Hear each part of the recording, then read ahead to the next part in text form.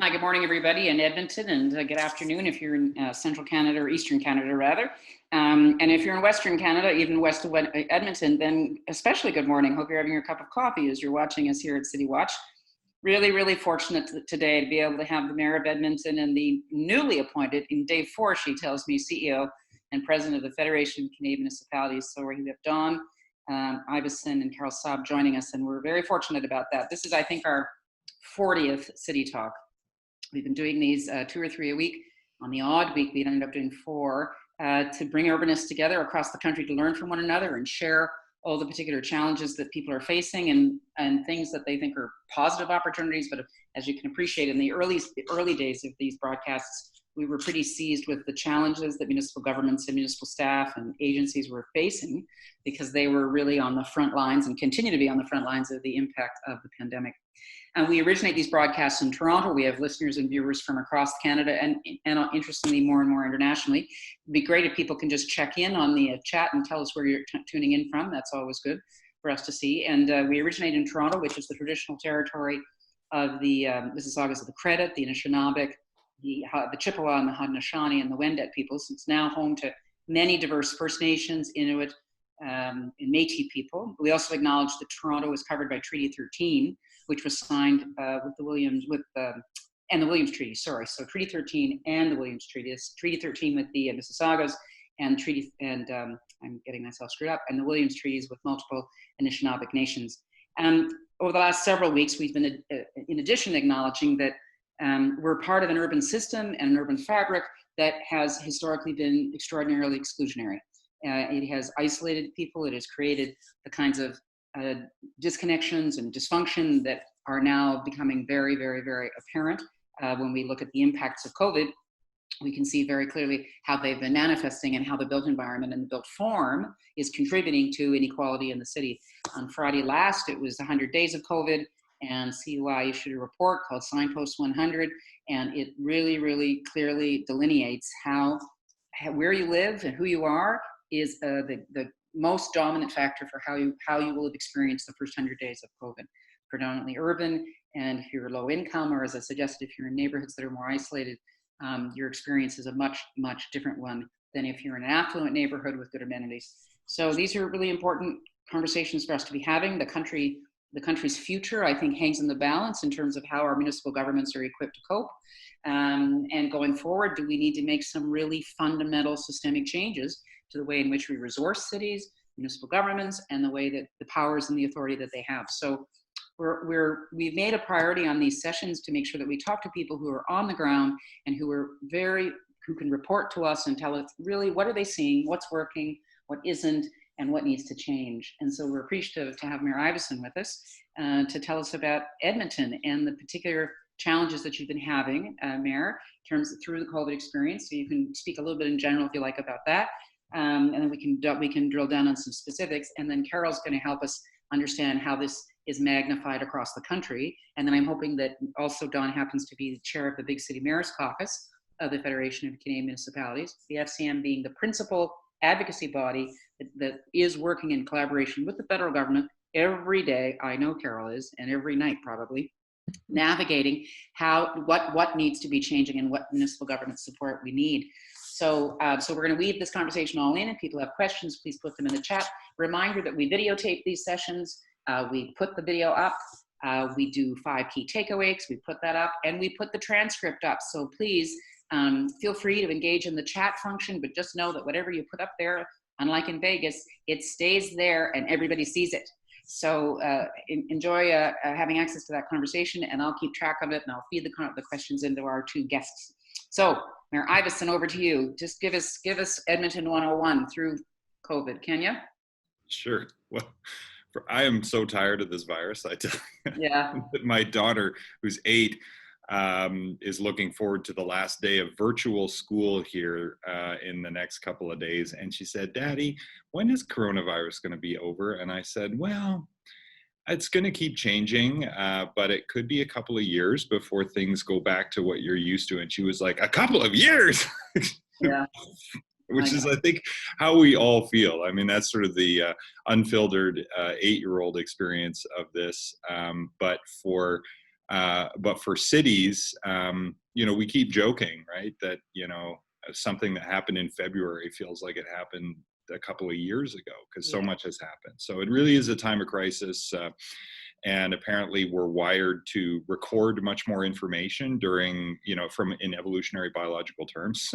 And so it makes sense that our sense of time has been distorted by this, because systems that we rely on have all been under so much stress. Frontline systems, distribution systems, food systems, household economies, small businesses, and their workplaces and cultures and human capital.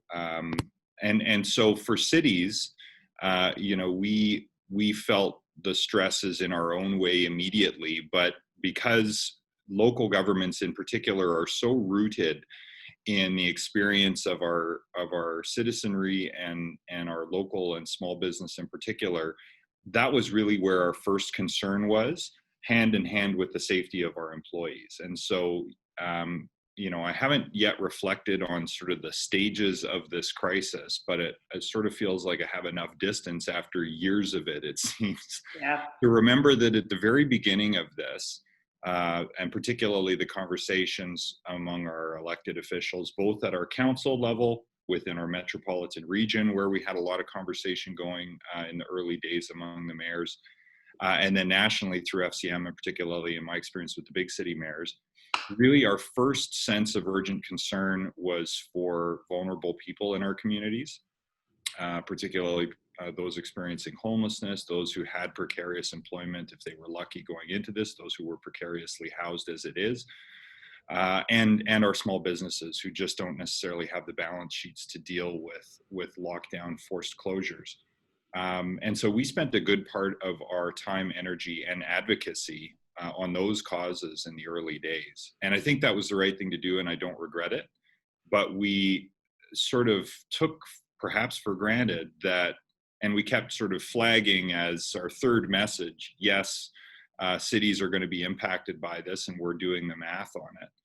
But in the sort of middle phase of this, in April and into May, we really started to get a sense of how serious on a city by city, county by county, town by town basis this was going to be.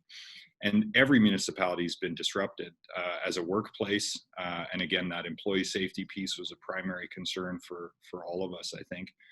And so, buying PPE or even trying to find it for our employees were some of the practical early stage concerns. I think we're at about $16 million in costs.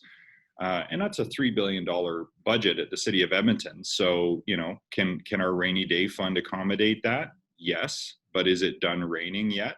Not Right. even close. It may not have even really started raining yet if there is a second wave, not to be alarmist about it, but we really do need to take some scenario-based approaches to understanding what our medium to long-term exposure will be, public health-wise and fiscally. And it's in those scenarios where this even goes on for a medium length of time that the numbers in Edmonton start to yawn into the hundreds of millions, even before the end of this year. And then for public transit, which I've been outspoken on and perhaps stepped in it a little bit on at one point, because I was just looking at the transit numbers saying, I don't know how I can do safe restart of the economy with half the ridership and for a while none of the revenue, because we weren't confident about having front door boarding and those interactions with our operators. So we've restored charging fares now. We're bringing in about 50% of what we would normally. We've got higher PPE and cleaning costs.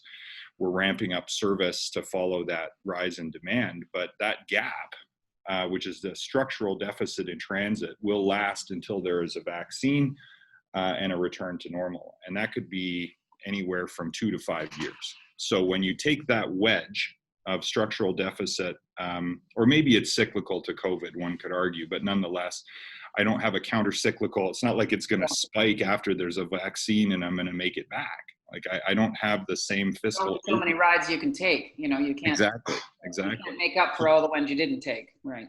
And that was before, a variety of the other pressures that we're facing too, the work that we're trying to do to keep taxes down, the cash flow implications to deferrals, the uncertainty about property tax delinquency when the deferrals run out. it's just it's a fiscal perfect storm for municipalities who don't have the ability to run even cyclical deficits on their operating budget, much less move into structural or long-term operating deficits. We will crumble, and the country will crumble with us if we don't get the help that we need. And we've been. I'll just end with this, and then happy to get into discussion. But the University of Toronto School of Cities sent out a questionnaire a couple of weeks ago that said, what have you learned most? Just like one open-ended question. And I read that and I started writing, and about 1,100 words of ranting later, I went back and looked at how long was this supposed to be? Oh, 150 words. Great. So I got it down to the last two paragraphs and I still think the rant is good. I'm going to shop it around eventually, but because it sort of lays out all our historic interjurisdictional gripes as in our precarious constitutional circumstance.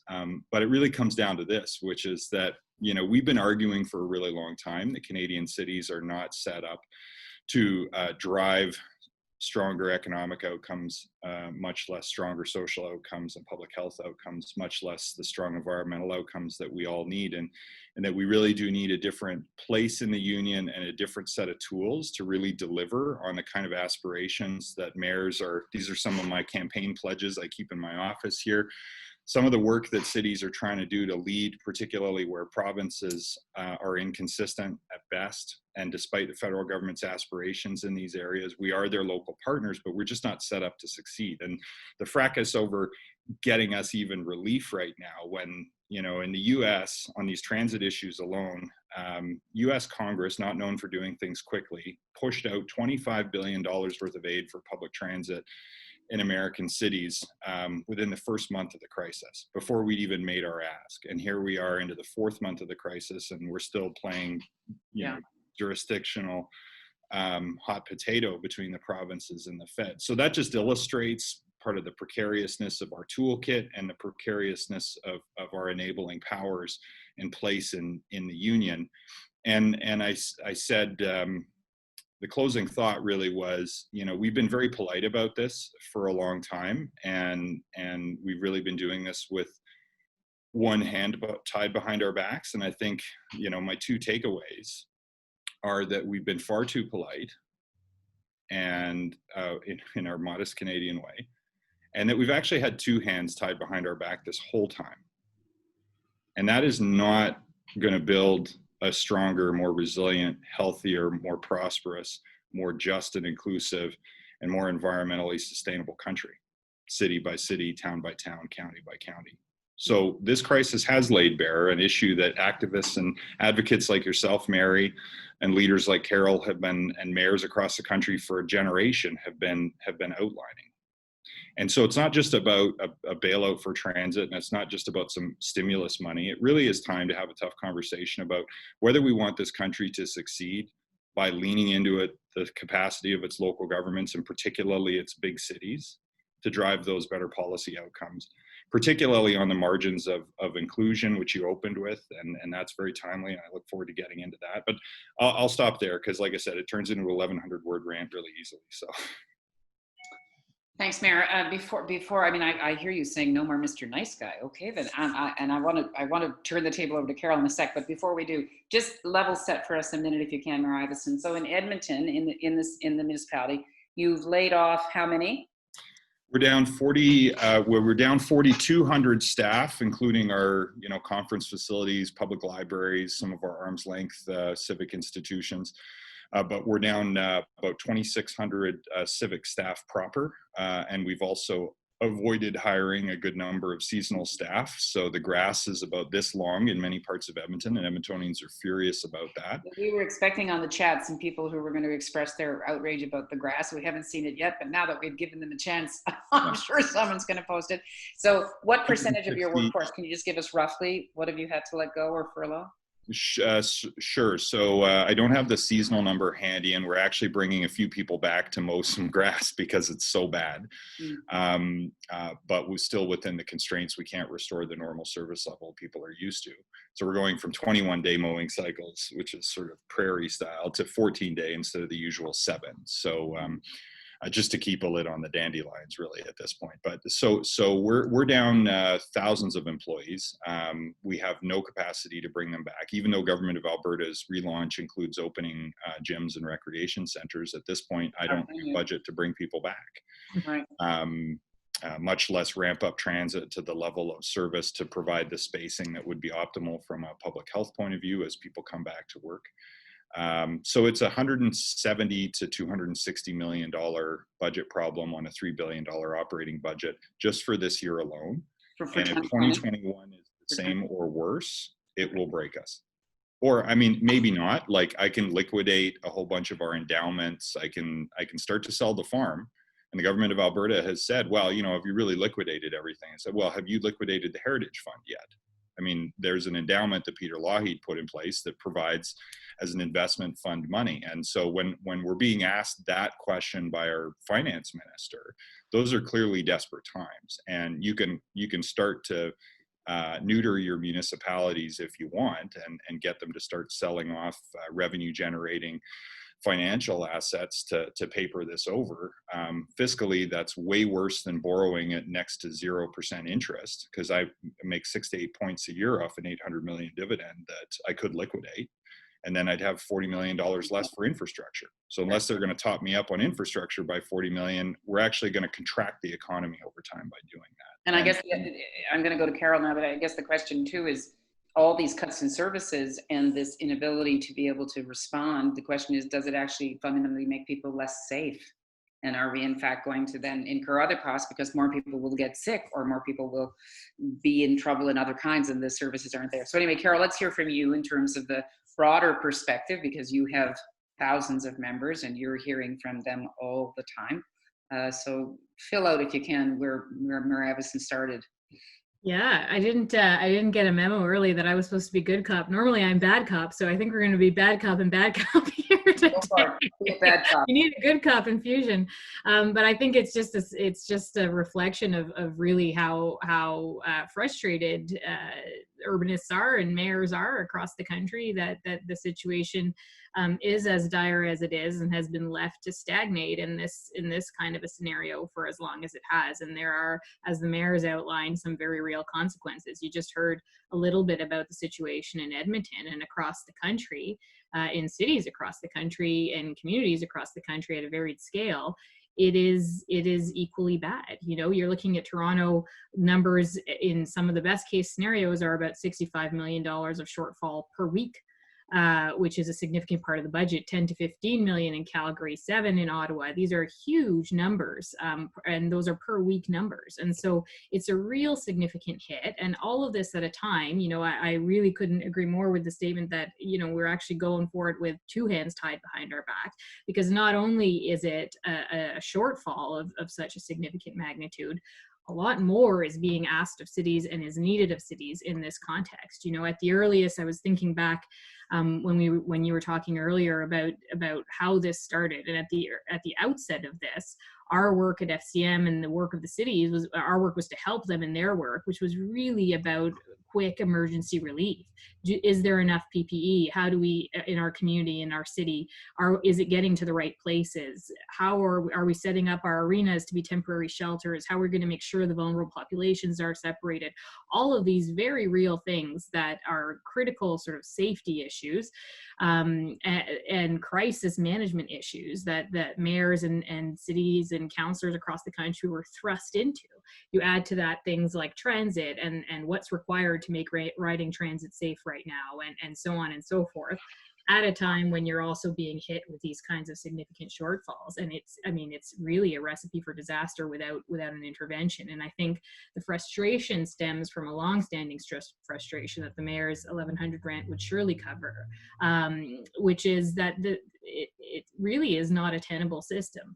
We're not set up to succeed, as he said, and nor are we set up to recover.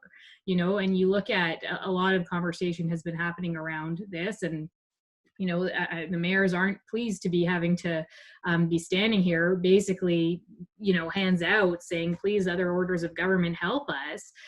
But there's no alternative. I mean, the property tax hikes, which is the tool and the lever that cities in Canada have to use, are just untenable. In Toronto, it would be a 56% estimated property tax hike to be able to cover the operating shortfalls. And you tell me what citizen has 56% more right now to be able to contribute to this? And so it's not a tenable situation. And without ultimately answering a bigger question around how do we want to rebuild? Do we want cities that are more resilient, that are less vulnerable in times of crisis, that can actually lead and in a sort of forward-looking way out of moments like this? Well, then we've got to tool them differently.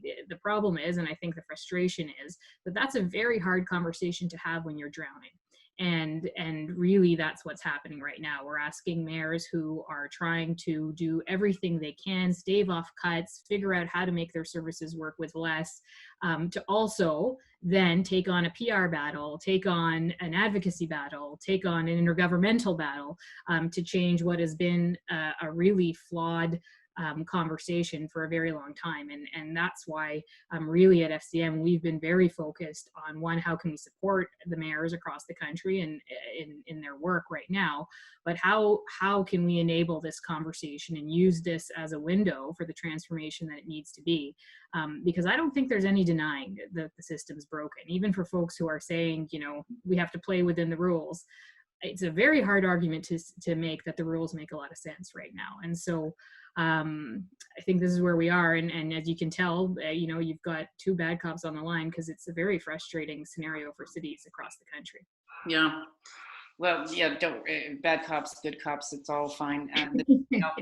We had when COVID first hit, we had started to talk about it as a particle accelerator, that everything that was dysfunctional, and even Don, when you were saying, how many months ago was it? It feels like years, this notion that time has just marched so quickly on, and every dysfunction that existed in urban life before is just magnified and blown out. So whether that's homelessness, vulnerable populations, systemic racism, all this stuff has now really surfaced. The disconnection with neighborhoods and local economies, for instance, but also just what you're suggesting, there were already governance challenges. You didn't have the authority that you needed beforehand, and you certainly didn't have the resourcing for which you could be held accountable. And I think this is where I think we're in an interesting moment in Canada, because why is it okay to starve municipal governments of money for months?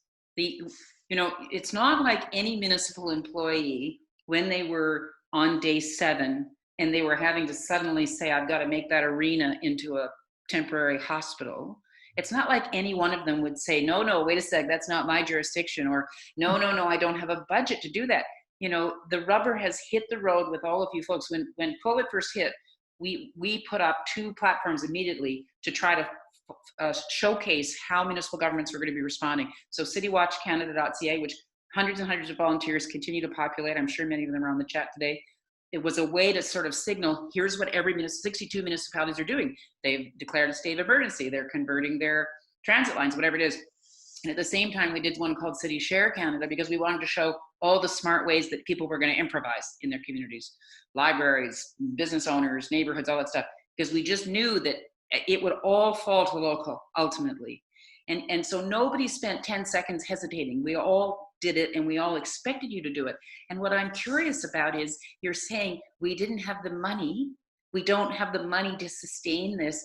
How come in the political public sphere, people don't panic about that? Carole, what do you think? Why are they taking so long? Is it because people take it for granted? Do you think they take for granted the services and they don't really know who provides them?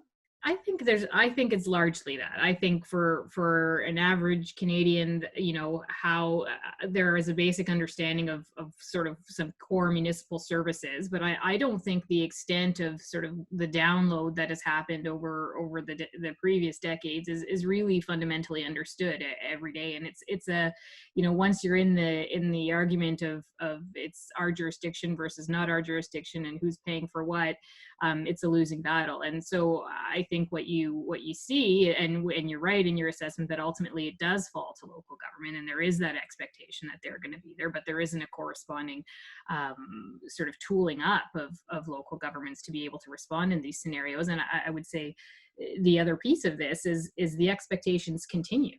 Right, we're going to have a pretty big economic recovery coming out of this. It's going to have to be driven through local governments, through cities in particular. And how is that supposed to happen if cities are hobbled in a really significant way, if they're still trying to just provide core services, if transit is taking significant cuts? It really isn't. And so the message we've been trying to use this moment in time to sort of awaken in the consciousness of Canadians, but also really with decision makers, is that there isn't going to be an economic recovery. There isn't going to be a safe restart if cities aren't enabled with greater tools. And in the immediate, if there isn't an immediate sort of financial backstop here, so that we can move forward. Mayor Iveson, what do you think about that? I mean, you've been at this for a long time, even though you're a young man. You are a seasoned negotiator, I think, in terms of your tenure as a municipal leader. And I'm just interested that is it that people don't put enough heat on their provincial and federal officials to figure this out? Any other sector, I don't know. Do you think if the agriculture sector had freaked out 2 months ago and said there will be no planting if we don't have support, would it have been allowed to go on for 2 months? What do you think, Mayor Iveson? What's your perspective? I think it's a few different factors. One I mentioned is sort of this polite Canadian tendency towards conflict aversion, and that's very much my personality too. I'm a like, let's work this out and find the win-win kind of integrated leadership approach. And we keep doing that. And we kind of got there in Alberta for a while with the city charters that Edmonton and Calgary had, which we lost last fall. And they had robust revenue sharing. They were protected in legislation. As the economy grew in Alberta, we would get a piece of that as a sort of open-ended infrastructure transfer. There was permanent transit money before the feds. All that's gone. The escalator mechanism's been cut in half. The base has been cut in half, has been reduced substantially from what was negotiated. So I was a good negotiator, and I got it legislated, and it was a campaign promise, by the way, of Jason Kenney's government that they would keep it. So in a platform, in law, after asking really nicely for about 5 years, and it's gone. You know, so can we unpack it a bit, Mayor Iveson? Because I think the dilemma there is, part of me as a regular person wants to say, why are cities being victim to partisan politics at all? And is there no way to create structures within municipal governments? Because you actually don't have political parties. I guess in one jurisdiction, there are political parties associated with municipal governments, but you're generally multi-partisan at the local level. And why is it we can't create a structure that it wouldn't matter which party took over at the provincial or federal level, the city would still be intact? Well, you need true city charters, and there's been a conversation about this in Toronto for a long time, and they would have to be constitutionally protected. And I know people don't want to talk about the Constitution; it's the third rail of Canadian politics, but because it is, we can't fix this. Like, I had it as insulated as you could get it, and it's gone. So short of it being protected with constitutional level protection, cities will always be vulnerable to the whims of chiefly provincial, but also to some degree federal governments. There's a reason why other countries have gone a different direction and leaned into their cities. Those countries are whooping our country's butt economically, socially in some cases, environmentally in a lot of cases. Which countries are you thinking of? I'm thinking of a lot of unitary states that, just because of their history, have nothing to deal with but a national government that sets strategy, and then through subsidiarity and devolution. Lots of countries in Asia, the tiger countries, tend to work this way. China is not a popular example for a lot of different ways, but they have elevated their large cities to a subnational unit or province level status. Their mayors are governors and have integrated control. And there's a lot of other problems with their governance system, let me be clear, from human rights to surveillance and other issues, but which probably just got surveilled, but forget it.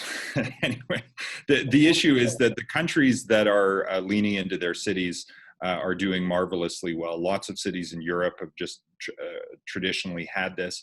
And it was actually, I'm reminded of something the mayor of Hamburg said, and the mayor of Strasbourg told this story at an event I was at, a Mayors for Climate event, that there was all this question with Brexit about, what was this going to mean for cities in Europe? And the mayors were sort of hemming and hawing, and the mayor of Hamburg said, look, Hamburg's been here for 1,000 years. Germany's, 100 and some years old idea. Germany's going to come and go. States are going to come and go. Europe's going to come and go. Hamburg's not going anywhere. So these are the basic building blocks of our civilization, have been for 5,000 years. And yet we don't build our governance around making sure they succeed.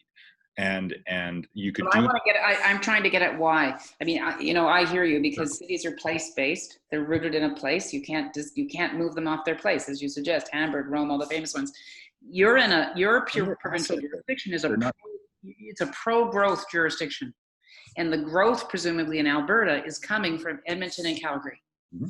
What is it about that value proposition that is up for debate, regardless of which government forms in your province? Well, it's this urban-rural divide that keeps getting driven. I think there's a strong American influence to that narrative, and yet FCM has proven time and time again that we are most effective when cities are supporting the call for broadband in rural areas, and our rural neighbors understand the value of public transit for labor mobility, and so their kids, when they're at university, can come and go when they're in the town for the services that they depend on, and that there is an interdependency to an extended metropolitan economy from right.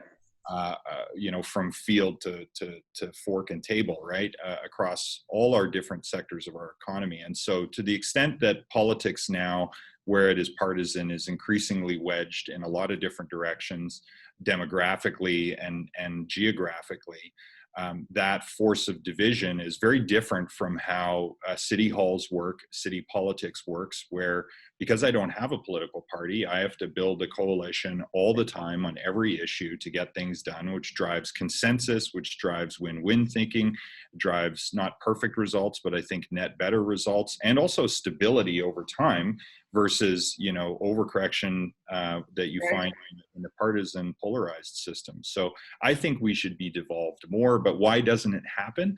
Because quite frankly, if you're a province and you have all of this authority and all of this money, and even the federal government plays into it by giving them $55 billion a year in transfers, plus another $20 billion a year in equalization and stabilization funding. So, I mean, I shouldn't say this, but I think in the context that, but I'm going to. You're first. Go for it. But in the context of all of the pressure that cities are facing to come up with a more thoughtful and compassionate response than reactive policing to complex social issues, I deigned to say in the policy conversation that has come to us around community safety and policing and social justice and inclusion and systemic racism, that so many of the levers that need to be pulled so that we can reduce the amount of emphasis we have on policing and reactive approaches to complex social issues, including systemic racism, requires the 8 levers that provinces pull constitutionally. I pull 2. There's a big fulcrum now on these levers, which is what are we going to do about systemic racism?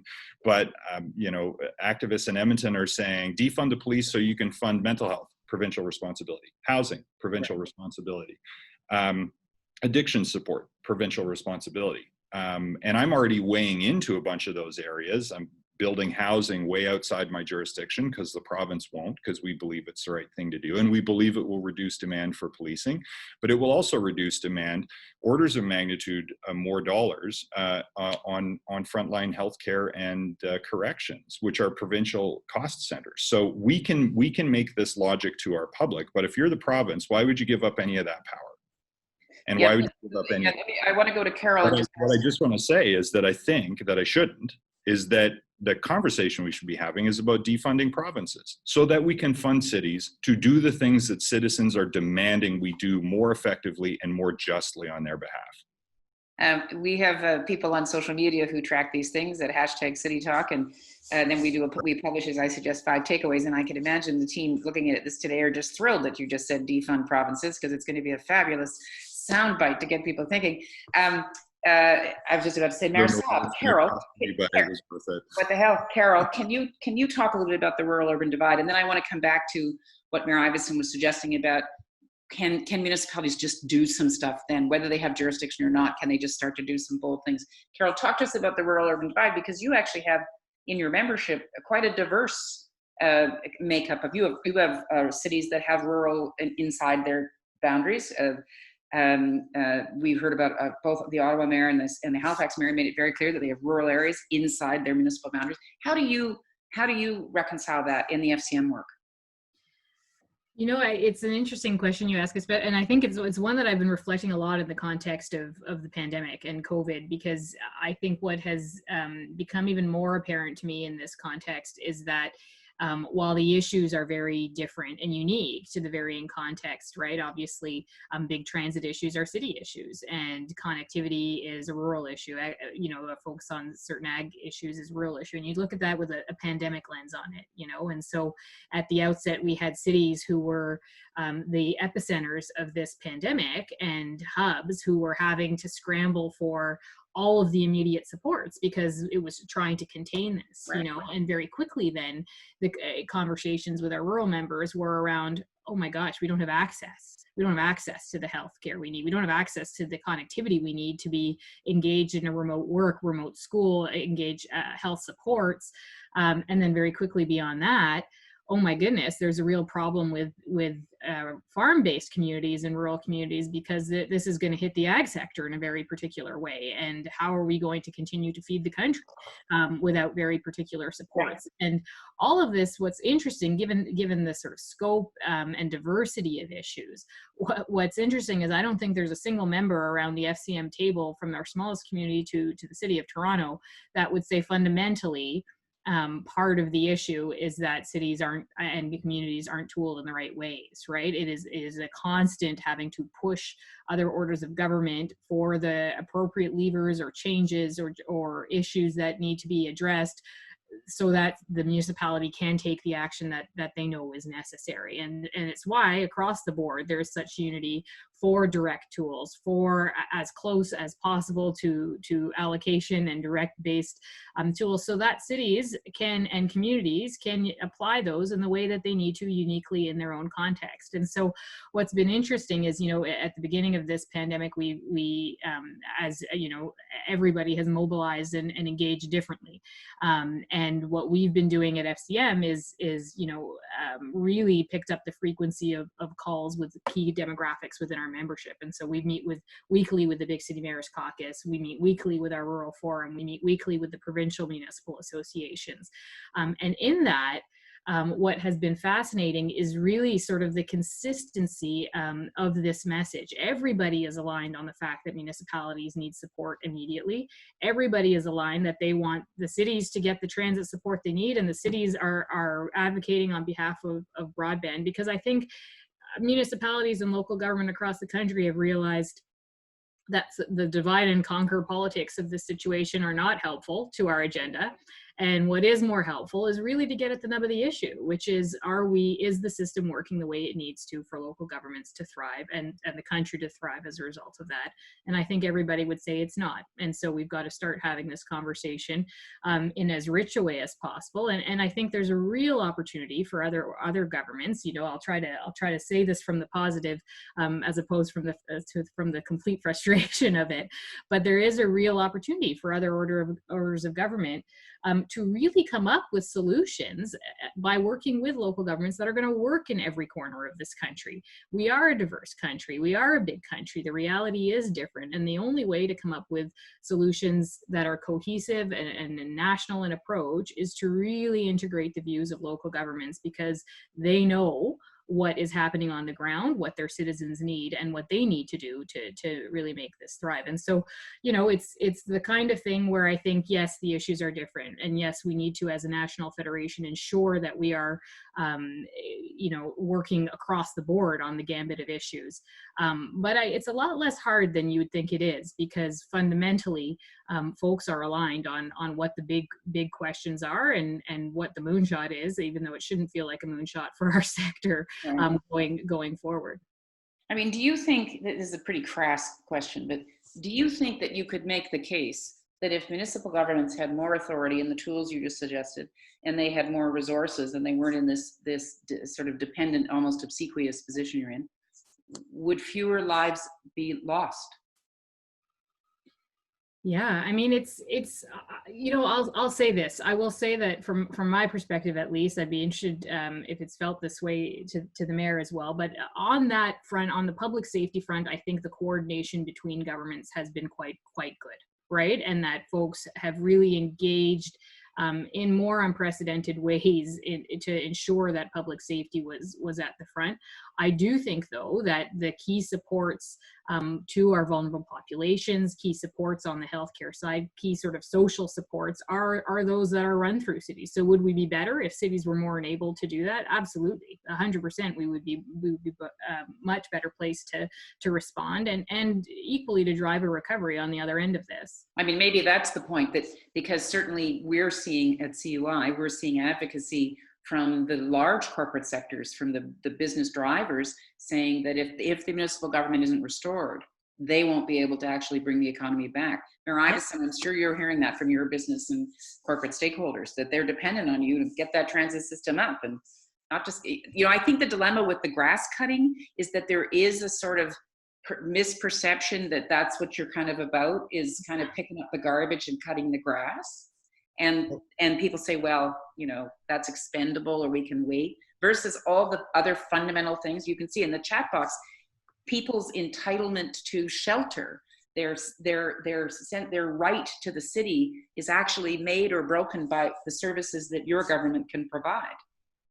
So what I was just looking up here to sort of answer your previous question to Carole, and then I'll pivot to what you've just asked here, is that last year 95 people were commemorated in our memorial service for people who die essentially of homelessness. Right. So would lives be saved? Absolutely. In the context of the pandemic, I'm not sure I would go so far as to say that our response would be different. I think the government of Alberta and our chief medical officer's approach, which we followed, has been really good. And so I don't want to play politics with the pandemic at all, because I think this is an example where governments have worked well together. And we have, for a short time, functionally ended homelessness here in Edmonton and in many cities across the country, because it became a priority for all orders of government, mm-hmm. showing that it can be done. And Alberta, to give credit where credit was due, was the first province to adopt a 10-year plan to end homelessness 11 years ago. Right. We reduced homelessness by half here in Edmonton over that time, although it is going to rise again because of COVID, clearly. And that's a cost driver for our services and provincial services. That's a source of social disorder and concern for business. And business comes to us and says, well, what are you going to do about homelessness? And I say, well, I really need you to talk to, because they may be more receptive to your advocacy than mine at the provincial government, to re-enter leadership on this. But we're at the point now where some of the dollars that we may reallocate through a motion before council relative to policing in response to more recent calls to action to adjust our spending from response to prevention.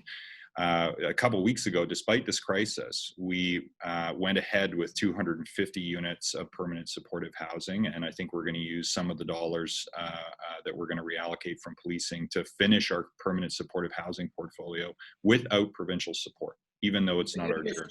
So you've just done it. You just said enough. We're just the other 650 units, I have to convince council that we should go all the way outside of the jurisdiction. But there's no sign of hope that the government of Alberta is interested. The National Housing Strategy gives us some favorable financing and some equity. Our partners on the ground will deliver.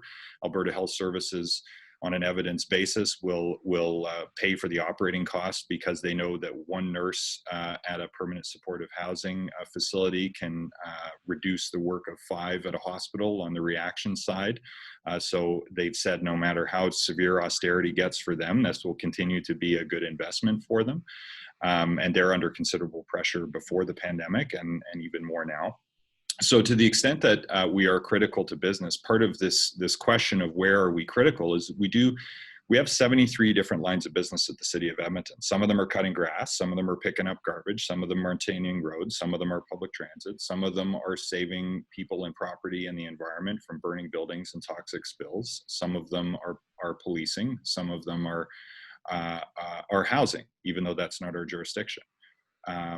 But where others fear to tread increasingly, I think instead of waiting and asking nicely and getting nowhere, you're going to see cities leaning in more on these issues. And in Toronto and Ontario, there's no choice because housing was downloaded. Here, we're choosing to take it up because it won't get done otherwise. And the ROI that we've pitched to our business community, and I think there is broad support for based on a webinar I was on recently, has been that this is a key issue of justice. This is a key issue of social disorder in our downtown and the investability of our city. Like, we've lost investment because of disorder, because we have Northern Canada's inner city here in Edmonton. Right.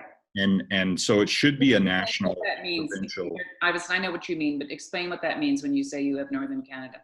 What it means is that as a service center for Northern Alberta and Northern Canada, for education, for healthcare, and sadly also for justice and corrections, a lot of vulnerable people find their way here, not just from Edmonton and our suburbs, but from all across Western and Northern Canada. And if their needs aren't met in their home community, or if they're not welcome in their home community because of tragic circumstances of one kind or another, or simply can't get home because they don't have the means, they cluster in these vulnerable Canadians, cluster in our large cities, and we're also a base city. So just to give you a sense, on a homeless count I went on in our census, which we do every once in a while, I remember enumerating individuals, all of whom have distinct stories, but between the veterans I talked to, the refugees I talked to, some of whom had been child soldiers, and survivors and intergenerational survivors of residential school and other colonial and genocidal Canadian practices with our Indigenous community, these are all stories of trauma.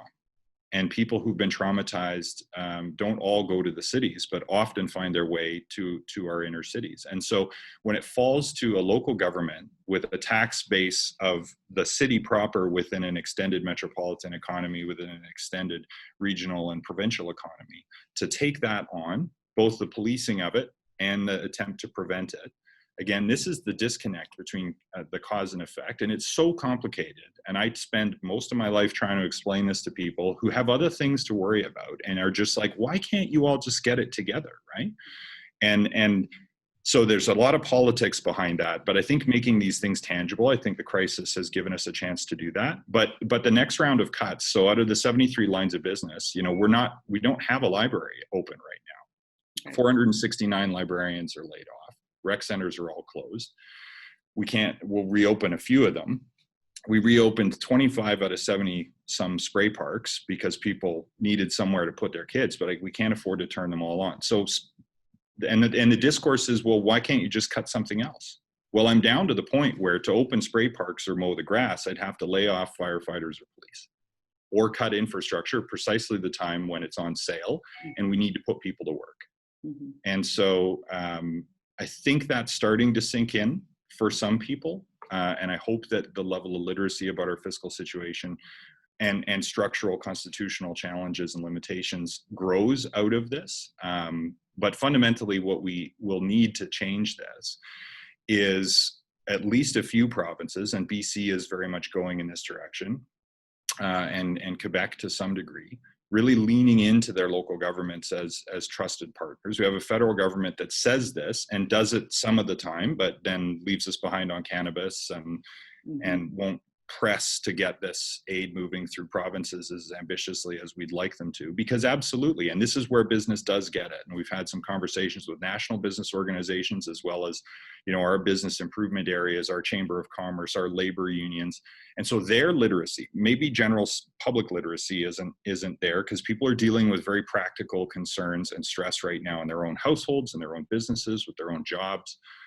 But those organizations that provide some leadership have started to write pretty extraordinary letters to provincial and federal governments on behalf of their cities, towns, and counties, calling for this aid because they are starting to recognize, because they have a higher literacy with these issues. They deal with this all the time. They come to our budgets and present. They have some sense of what we're dealing with, and they know we're not crazy. And columnists can say we're crazy, and social media can say we're crazy and should just prioritize differently.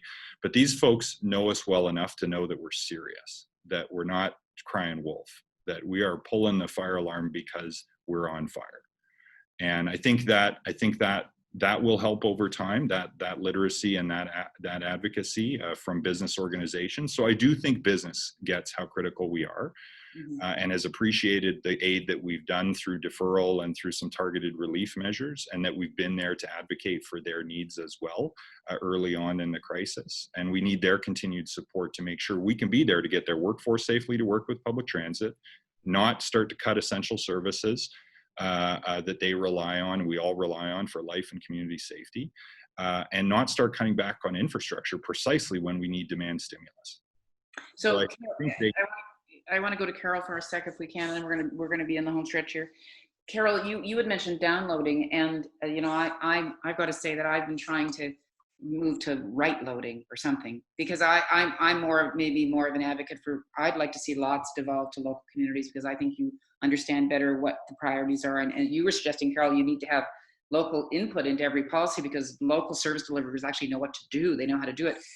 Do you have a sense of that what the appetite is with your members to have different approaches, so that some big cities would have some kinds of authorities and taxing capacity maybe, and smaller? Do you think within the membership of FCM there's an appreciation for that not one size won't fit all kind of thing?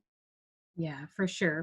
I think there is. And that's, I mean, often we talk about the fact that a one size fits all solution isn't the case, exactly because of the diversity of local governments across this country. I mean, I think this is related to a point that I wanted to jump in and make, and it's sort of picking off the literacy around this point, and to your question, Mary, of like, so then why isn't this happening, right? Like, where is this? What's going on? And I think part of the work at hand, and just given who I suspect the audience is of your conversations here, it's a point that I really did want to make, is that I think part of the missing link here is for people who are doing really good work in this space, and for urbanists who are working in this space, to help us really focus in on this fundamental issue, because there is a lot of work that happens, as it should happen, on some of the pieces on urban issues, right, and on active transportation, and on other pieces like this, which cities across the country are doing amazing things on, and we want to continue doing more on. But fundamentally, we need a change in the conversation, and to change the rules of the game, and that isn't going to happen without really a cohesive focus on this from business, as the mayor just said, but also from other folks who really want to see progress in urban centers or in communities across the country. You know, I'll tell you, when we were having these conversations with the provincial and federal governments, one of the things we heard was that, you know, when small businesses were in trouble at the outset of this, the government heard from everybody. Everybody came to say, including us, including FCM, including the mayors, we all said, oh my gosh, you need to help these small businesses. This is a problem. And what we were being told is, we're hearing from you that you're in trouble. We're hearing from FCM, not from anybody else. Mayors. And you know what? It's the way politics works, where there needs to be a chorus of support. There needs to be public pressure around these things. And I think where we get pressure, and what's interesting and a bit of a frustration of mine from a vantage point, is that we don't connect these dots. And so the folks who are doing incredible work, incredible forward thinking, that want to plug that into the cities, aren't also helping us focus fundamentally on the bigger conversation that's going to enable then the cities to be leading in these areas. And so I think that's part of the disconnect, and it really is, I think, a call, and it's something I take seriously, and I hope to help champion at FCM here in my new tenure, is really building those linkages. And so the work that you're doing with CUI, and that others to sort of rebuild that connective tissue in this conversation, is so critical, but it is going to to take a real disciplined focus for folks in the urban space to focus on the real fundamental issue while we continue to do important work on the upfront issues to change the conversation, because it isn't. I mean, mayors and FCM have been saying this forever, and it isn't going to happen alone. And we've focused in on business, but I think we need the rest of our allies in this conversation to be helping drive that focus as well. I mean, we've got this weird pyramid, in Canada, where the top is kind of big daddy. In this case, it is a dad. We have the prime minister at the top, and then they kind of dole money out through the provinces to where all the people are. And the question is, can we somehow invert that so that the power actually to the people? It's an old 60s concept. You folks aren't old enough to remember it. I kind of remember. But Mayor Iveson, can you take us home on this? I mean, what do you think going forward? We've just finished 100 days. Let's say 200 days will take us to the end of September. What do you think you've got to double down on as the head of the Big City Mayors Caucus and then as the mayor of Edmonton? So I think the mayors have never been more united, and the mayors have never been more frustrated. And that's not just at the Big City Mayors table, but the unity of. So this has been good for our movement in the sense that those cracks that appear between urban and rural, and between mid-size and large, and east and west, and anglais, français, like this has just gelled all of that, crushed us all back into solidarity that we need to make these structural and systemic changes to support the success of our organizations and the communities we serve. So in that sense, it's been good, and we'll go from that. We've grown the coalition with business and with labor and with NGOs and with conversations like this, and so I'm grateful to you for highlighting our challenge. We're still at the kids' table, though, all of us. Well, mom and dad debate what our allowance is going to be, and until we go out there and are have the opportunity to make our own money or have constitutionally protected allowance, we're always going to be at the kids' table, and that's not going to build the kind of country, the kind of economy, the kind of just communities, the kind of climate action that are all imperative, and that we've all been laboring on in one way or another in city halls, county halls, and town halls across this country for a long time. This organization's leadership around climate, going back more than 25 years, has made a lot of what's possible for the federal government. And when they lean into that partnership with us, we get more done. If we could get all three orders of government pulling in the same direction, we'd change the game for this country and for Canadians and for justice and for my 8-year-old. We build the kind of country that she wants to inherit and thrive in, right? So this is intergenerational work, but this crisis gives us a pretty big fulcrum to lever off of, an urgent fulcrum. And there are more people hanging off the lever than ever who believe that building great Canadian cities and great Canadian counties and towns and communities pulling together is the answer, and that bottom-up approaches to democracy is also where we'll get better fiscal results and value for money and better policy outcomes. So I continue to believe that's why I do the work that I do. I'm just grateful that congrats to Carole. She's been awesome to work with these last several years, and in Carole we trust to give us a strategy to take this one home. Thank you. Well, on that very optimistic, but I appreciate it's heavy lifting. It's a tough time, but you've got a constituency here, and CUI is tapped in, as you know, to hundreds and now increasingly thousands of people who are concerned about all the issues that you two are championing and addressing directly. So we appreciate your leadership, Carole. Good luck. Day 5 tomorrow. You're on a roll. Mayor Iveson, always good to hear from Edmonton. We're appreciative of how important Alberta cities are to the understanding of how cities are transitioning during different kinds of economic conditions. And so at CUI, we've been making sure that we hear lots from Western cities. And so we appreciate you coming on, both of you this morning, or today, midday. And let's hope, it ain't over till it's over, right? So we're looking, we'll wait for the next set of announcements and the robust kind of opportunity for cities and municipal governments to lead this country as we emerge. So thanks both of you. Tomorrow, folks, we come back at noon for half an hour with a fabulous powerhouse mayor from the United States. Mayor Latoya Cantrell will be with us on City Talk. The mayor of New Orleans, who Don knows, who's a remarkable, that's the city, remember folks, that took the Confederate monuments down first and it's a 300+ year city dealing with all sorts of structural issues and cultural issues and racial issues and economic issues, and they've survived a lot. And she's a phenomenal leader. So we're lucky to have her on City Talk tomorrow for half an hour. Join us midday tomorrow Eastern. And thanks everybody. And thanks again, Don and Carole, Don Iveson and Carole. Great. Thanks. This was fun.